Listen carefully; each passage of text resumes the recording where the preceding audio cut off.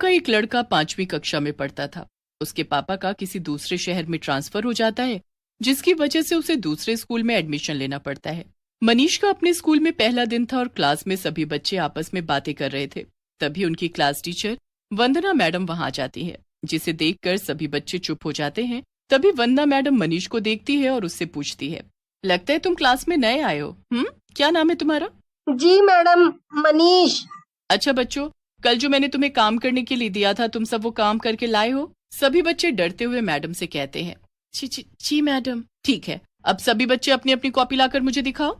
फिर सभी बच्चे एक एक करके अपनी कॉपी वंदना मैडम को दिखाने लगते हैं। और जैसे ही वंदना मैडम के हाथ में एक निखिल नाम के बच्चे की कॉपी जाती है, निखिल, ये तुम्हारा काम पूरा क्यों नहीं है? मैंने तुमसे पहले भी कहा है कि मुझे मेरा काम पूरा चाहिए। अब जाओ, इस काम को अपनी कॉपी में 10 बार जाकर करो। और हाँ, अगली बार मुझे तुम्हारा काम पूरा चाहिए, नहीं तो। बेचारा निखिल चुपचाप जाकर अपनी सीट पर काम करने लगता है। वंदना मैडम बहुत ही सख्त टीचर थी, इतनी सख्त कि अगर उसकी क्लास का कोई बच्चा उसका दिया हुआ काम पूरा करके नहीं लाता तो वो उससे बड़ी ही सख्ती के साथ पेश आती थी। वंदना मैडम का ऐसा बर्ताव देख मनीष बुरी तरह डर जाता है और मन ही मन कहने लगता है, ये मैडम तो बहुत ही गुस्सा करती हैं। तभी वंदना मैडम सभी बच्चों से गणित के कुछ सवाल पूछती है, जिस पर मनीष एक भी सवाल का सही से जवाब नहीं दे पाता। तो वो उस पर बहुत बुरी तरह चिल्लाती है, तुम्हें इतना सा भी सवाल नहीं आता? जाओ जाओ, अपनी सीट पर दोनों हाथ खड़े करके खड़े हो जाओ। और हाँ, कल ये सारे के सारे सवाल के जवाब मुझे चाहिए, समझे? बेचारा मनीष डरते हुए अपनी सीट पर जाकर अपने दोनों हाथ ऊपर करके खड़ा हो जाता है। बहुत देर खड़े रहने के बाद जब उसके हाथों में दर्द होने लगता है तो वो रोने लगता है और मन ही मन कहता है, ये मैडम कितनी गंदी है। मेरा पहले वाला स्कूल ही अच्छा था, वहाँ की मैडम भी बहुत अच्छी थी। कुछ देर बाद ही स्कूल की छुट्टी हो जाती है तो मनीष अपने हाथों को नीचे कर लेता है। बहुत देर तक खड़े रहने से उसके हाथों में बहुत दर्द हो रहा था, जिसकी वजह से वो रो रहा था। तभी निखिल मनीष के पास आता है और उसे चुप कराते हुए कहता है, मनीष, ये मैडम ऐसी ही है, ये सबको इसी तरह डांटती है। और तो और, अगर कोई भी बच्चा काम पूरा करके नहीं लाता तो उसे मारती भी है और कमरे में बंद भी कर देती है। क्लास के बच्चों से वंदना मैडम के बारे में सुनकर मनीष का डर के मारे बुरा हाल हो रहा था। स्कूल की छुट्टी हो चुकी थी और मनीष और सभी बच्चे अपने अपने घर चले जाते हैं। और मनीष के घर आते ही जब उसकी मम्मी उसे उदास देखती है, क्या बात है मनीष, तुम इतने उदास क्यों हो? मम्मी, कल मैं स्कूल नहीं जाऊंगा।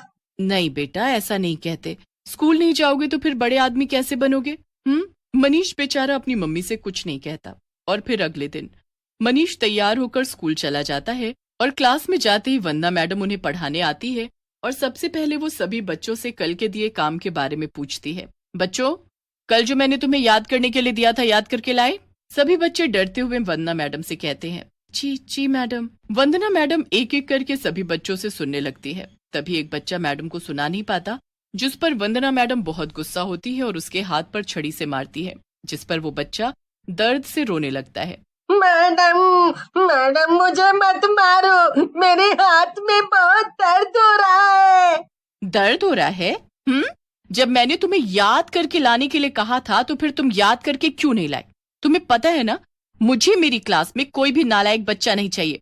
और मेरी बात ना मानने का क्या नतीजा होता है? हाँ, वो बच्चा दर्द से रोता रह जाता है, पर वंदना मैडम उसे बहुत मारती है। तभी वो मनीष को अपने पास बुलाकर उसे कल दिए जाने वाले प्रश्न सुनाने के लिए कहती है।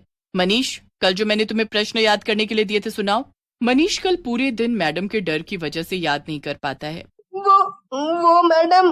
वो क्या? मेरे कहने के बावजूद भी तुम याद करके नहीं आए? हाँ, मैं अभी तुम्हें बताती हूँ मेरी बात ना मानने का क्या हाल होता है।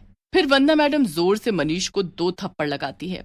आज तो मैं तुम्हें ऐसी सजा दूंगी कि तुम फिर कभी कुछ भी नहीं भूल पाओगे। वंदना मैडम गुस्से में मनीष को स्टोर रूम में ले जाकर बंद कर देती है। मनीष बेचारा रोता हुआ वंदना मैडम से कहता रह जाता है, पर वंदना मैडम को उस पर जरा भी दया नहीं आती। बंद कमरे में मनीष का डर की वजह से बुरा, कोई है? कोई तो मुझे बाहर निकालो, मुझे यहाँ बहुत डर लग रहा है। मम्मी मुझे यहाँ से बाहर निकालो। मनीष बेचारा चिल्लाता रह जाता है, पर कोई भी उसे बचाने नहीं आता। स्कूल की छुट्टी भी हो जाती है और सभी बच्चे अपने अपने घर चले जाते हैं, पर मनीष वहीं स्टोर रूम में बंद अपनी मम्मी को याद करके रोता रहता है। तभी स्टोर रूम की खिड़की से अचानक एक जहरीला सांप आकर मनीष को डस लेता है, जिससे तुरंत ही मनीष की मौत हो जाती है और सांप के डसने की वजह से वो एक भूतिया सांप बन जाता है। मैं भूतिया सांप कैसे बन गया? और जब मनीष अपनी लाश को जमीन पर पड़े देखता है तो वो रोने लगता है। नहीं नहीं, मैं नहीं मर सकता, मैं भूतिया सांप नहीं बन सकता, मैं तो मनीष हूँ। इस वंदना मैडम की वजह से आज मेरी मौत हो गई और मैं एक भूतिया सांप बन गया। अब मैं वंदना मैडम को नहीं छोड़ूंगा। उसने ना जाने कितने मासूम बच्चों को तकलीफ पहुंचाई है। अब उसे उसके किए की सजा मिलेगी। रात बहुत हो चुकी थी। वो भूतिया सांप वहाँ से गायब हो जाता है और फिर कुछ दिन बाद क्लास में वंदना मैडम बच्चों को पढ़ा रही होती है। तभी एक बच्चा उसे ठीक से स्पेलिंग नहीं सुना पाता, तो वो उस बच्चे पर बहुत गुस्सा होती है और उसे मारने के लिए एक छड़ी उठाती है। तो वो छड़ी एक भूतिया सांप बन जाती है, जिसे देखकर वो बुरी तरह डर जाती है और वो छड़ी को दूर फेंक देती है और चिल्लाने लगती है, भूतिया सांप, भूतिया सांप, बचाओ, सांप, सांप। वंदना मैडम की आवाज से दूसरी क्लास के टीचर वहां आ जाते हैं और वो भूतिया सांप गायब हो जाता है। कहाँ है भूतिया सांप? यहाँ तो कोई भूतिया सांप नहीं है। वंदना मैडम यहाँ वहां देखती है पर उसे वहां कोई सांप नजर नहीं आता। अभी अभी मेरे हाथ में तो सांप था, फिर कैसे? वंदना मैडम को कुछ समझ नहीं आ रहा था। फिर कुछ देर बाद ही इंटरवल हो जाता है और वंदना मैडम खाना खाने के लिए अपना टिफिन खोलती है तो उसमें एक भूतिया सांप दिखाई देता है। तो वो अपना टिफिन फेंक देती है। सांप, सांप, भूतिया सांप। वंदना मैडम उस भूतिया सांप को देखकर इतनी बुरी तरह डर जाती है कि उसे हर जगह भूतिया सांप ही नजर आता है, लेकिन किसी भी बच्चे को कोई सांप नजर नहीं आता। लंच ब्रेक के बाद वो वापस से क्लास में आकर बच्चों को पढ़ाने लगती है और जब एक बच्चे को कुछ पढ़ना नहीं आता तो वो उसे मारने के लिए जैसे ही हाथ आगे बढ़ाती है तो वो बच्चा उसे भूतिया सांप दिखाई देता है, जिसे देखकर वो बुरी तरह से चिल्लाने लगती है, भूतिया सांप, बचाओ, नहीं तो ये मुझे काट लेगा। मैडम, यहाँ तो कोई भूतिया सांप नहीं है। लगता है मेरी तबीयत ठीक नहीं है, मुझे कुछ देर आराम की जरूरत है। इस पर वो बच्चा बड़ा खुश होता है। आज तो बाल बाल बच गए, नहीं तो वंदना मैडम बहुत मारती। पर पता नहीं आज वंदना मैडम को क्या हुआ है। वंदना मैडम का उस भूतिया सांप के डर की वजह से बुरा हाल हो रहा था। अब तो जब भी वंदना मैडम किसी बच्चे को मारती या उसे सजा देने की कोशिश करती तो वो भूतिया सांप आकर उसे बचा लेता। वो भूतिया सांप सिर्फ वंदना मैडम को ही दिखाई दे रहा था और किसी को नहीं। इसी तरह एक दिन वंदना मैडम लाइब्रेरी में बैठी थी, अपने क्लास के बच्चों की कॉपी चेक कर रही थी। तभी कॉपी में से एक भूतिया सांप निकलकर बाहर आता है और भयानक हंसी हंसने लगता है।